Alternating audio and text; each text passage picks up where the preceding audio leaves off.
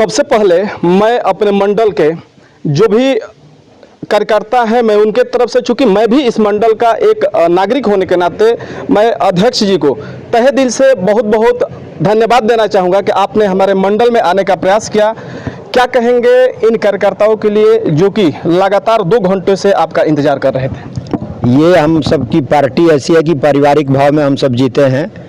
मैं 16 मार्च को इस गाजीपुर जिले के संगठन का भाजपा का अध्यक्ष बना और तब से मैं प्रयास कर रहा हूं कि 34 मंडल अध्यक्ष मेरे जनपद में हैं। मैं सबके दरवाजे पर जाके चौखट को प्रणाम करूंगा और वहां के परिवार के सदस्यों से मिलूंगा, बुजुर्गों को प्रणाम करूंगा। और उसी के क्रम में आज ये मोहम्मदाबाद विधानसभा के ये मंडल अध्यक्ष के दरवाजे पर घूमने का कार्यक्रम था और उसी के निमित्त राजेश मिश्रा जी के और कल जखनिया का कार्यक्रम है। कल पूरा हो जाएगा 34 मंडल अध्यक्षों से दरवाजे पर मिलने का कार्यक्रम। 2027 की अगर तैयारी की बात करें तो क्या तैयारियां रहेगी 2027 के चुनाव के लिए? जब लोकतंत्र में हम चुनाव लड़ने लगे और मेरा रजिस्ट्रेशन पार्टी का जनसंघ के रूप में हुआ तो सीट के लिए हम सब कोई अलग से तैयारी नहीं करते। हम 24 आवर बराबर पार्टी के लिए काम करने वाले लोग हैं और उसी क्रम में संगठन बराबर मुस्तैदी के साथ खड़ा है। निश्चित रूप से गाजीपुर जनपद में जिला के संगठन के मुखिया के नाते जरूर मैं छटपटाहट मेरे मन में है कि भारतीय जनता पार्टी ने 14 से 19 तो गाजीपुर के इतिहास में विकास का ऐसा कीर्तिमान स्थापित किया आदरणीय मनोज सिन्हा जी के नेतृत्व में। फिर भी गाजीपुर में आज हम एक भी विधायक नहीं, एक भी सांसद नहीं। ये जब मैं बंद कमरे में विचार करता हूँ संगठन के मुखिया के नाते तो मैं सोचता हूँ कि मेरी तपस्या में कहाँ खोट रह गई है और मेरा यह कार्यकाल उस तपस्या की चरमोत्कर्ष पर खड़ा करूँगा। और इसके लिए सोने का समय 5 घंटा, पूजा पाठ नित्य क्रिया में 3 घंटा, 8 घंटे के बाद 24 घंटे का शेष जो समय बचा है 16 घंटा ये संगठन और सेवा के लिए समर्पित है। और अपने सब तपस्या में 1 घंटा 1 मिनट भी इतर नहीं जाऊंगा और पूरे विश्वास के साथ आत्मबल के साथ कह रहा हूं कि मोहम्मदाबाद की इसी धरती पर पुनः आपको इंटरव्यू मैं दूंगा और मैं 10,000 से ऊपर मतों से इसी मोहम्मदाबाद में अपना विधायक जिता के ले जाऊंगा। और 7 विधानसभा में इस बार प्रतिज्ञा किया है कि संगठन के परिश्रम में कोताही नहीं छोड़ेंगे और 7 विधानसभा में परचम सत्ता में लहराएंगे, बूथ अध्यक्ष के बल पर, मंडल अध्यक्ष के बल पर और जनपद के कार्यकर्ताओं के बल पर। एक राष्ट्र एक चुनाव की अगर बात करें, विपक्ष बार बार आरोप लगा रहा है, क्या कहेंगे विपक्ष के बारे में? 67 तक चुनाव एक साथ लोकसभा और विधानसभा के होते थे। आपके एक उदाहरण मैं आपको देना चाहता हूँ।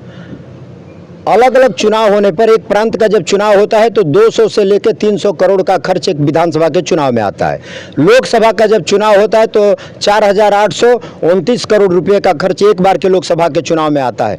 और अनेक स्थानीय निकाय के चुनाव पर जोड़ेंगे तो बहुत इतना बड़ा खर्च आता है। एक बार चुनाव कराने से आर्थिक रूप से मजबूती आएगी, एक वोटर लिस्ट बनेगा।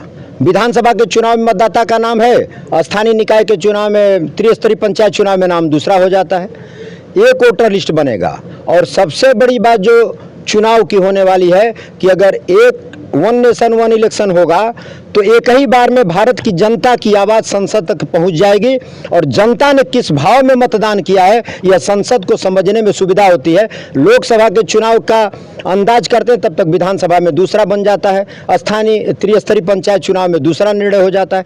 इसलिए नेताओं को मतदाताओं के मन के भाव को समझने में कठिनाई होती है।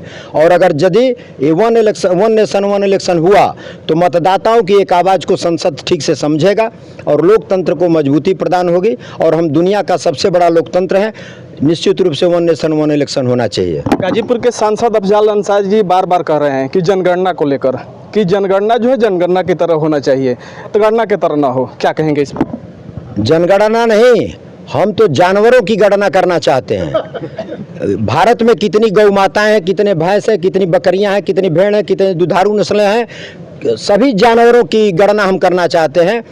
अफजाल अंसारी जी का जो भी बयान पढ़ेंगे वो इस समय ऐसा बयान दे रहे जैसे लगता है कि भारत के सांसद ने वो हमास उमास या किसी दूसरे, अभी उनका बयान आ रहा था इस पर आपके इजराइल और हमास पर, इनका बयान अंतर्राष्ट्रीय बयान बन जा रहा है। अभी भीमराव अंबेडकर जी के चित्र को समाजवादी पार्टी के नेताओं ने खंडित करके और अपने पदाधिकारियों की बैठक में वो बैनर लगा दिया। अभी हम लोग अभी धरना दिए हैं। मैंने गाजीपुर के सांसद महोदय और सभी समाजवादी पार्टी के विधायकों से पूछा है कि आप एक बार मीडिया करके प्रेस करके बताइए कि जो समाजवादी पार्टी के नेताओं ने डॉक्टर अंबेडकर के चित्र को खंडित किया है उसके संदर्भ में उनका क्या कहना है। उसको खराब मानते हैं, निंदा करते हैं, क्षमा मांगते हैं या उचित मानते हैं। अब तक उनका कोई बयान गाजीपुर के समाजवादी पार्टी के सांसद और विधायक का नहीं आया। उनके बयान को मैं केवल जनता की भावनाओं के साथ खिलवाड़ करने वाले क्रूर राजनीतिज्ञ है, क्रूर। मैं लोकप्रिय नेता नहीं मानता। चुनाव जीतना और हारना अलग बात है, लेकिन क्रूर नेता हैं, जन भावनाओं के साथ वो खिलवाड़ कर रहे हैं। क्या कहेंगे अपने इस कार्यकर्ता के लिए, क्या संदेश देना चाहेंगे? 2027 का चुनाव जो है, 27 नहीं, जिन कार्यकर्ताओं ने गाजीपुर के जिला अध्यक्ष के रूप में मुझे अपना आशीर्वाद दिया है, उनके मान सम्मान के साथ जितने दिन तक, जितने घंटे मैं इस पद पर रहूंगा, उनके स्वाभिमान के साथ कोई खिलवाड़ नहीं होगा। इतना मैं वचन अपने कार्यकर्ताओं को, 2949 बूथ अध्यक्ष हैं मेरे इस जनपद में और सभी मंडल अध्यक्ष हैं। ये अध्यक्ष मैं बना हूँ आम पब्लिक का नहीं, मैं उन्हीं बूथ अध्यक्ष और मंडल अध्यक्ष का मैं अध्यक्ष हूँ। उनके स्वाभिमान के साथ कोई खिलवाड़ नहीं होगा और उनके मान सम्मान के लिए 24 घंटा संगठन खड़ा रहेगा। यही मेरा संदेश है। क्या कहेंगे अध्यक्ष जी, आज जो है गाजीपुर के जिला अध्यक्ष जी का आपके दरवाजे पर आगमन हुआ है, क्या कुछ बताएंगे आप? आज हमारे दरवाजे पर जिले के यशस्वी जिला अध्यक्ष जी का आगमन हुआ, इसके लिए मैं बहुत बहुत धन्यवाद और शुभकामना देता हूं।